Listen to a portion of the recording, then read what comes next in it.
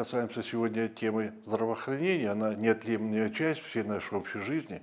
Конечно, те цифры, которые были озвучены до 2030 года, будет выделяться 1 триллион рублей. Это фантастическая сумма на оснащение лечебных учреждений.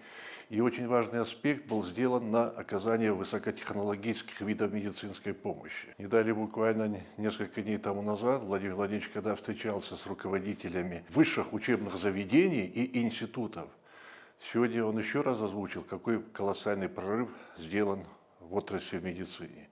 Это еще раз говорит о том, что та программа, которая была принята несколько лет тому назад об оказании качественной первичной медико-санитарной помощи, она будет продолжена. Очень важно в послании Владимира Владимировича прозвучало, что восстановить медицинские кабинеты в школах, и это очень важно, потому что более чем 70% сегодня этих кабинетов нет. И вот когда мы говорим о качественной первичной медико-санитарной помощи, и особенно вопросам профилактики, поверьте мне, это сыграет очень принципиальную роль. Не могу не коснуться вопроса, который был сегодня озвучен, о ремонте, капитальном ремонте зданий и сооружений, и в том числе общежитий, как в вузах, там и средних образовательных учреждений.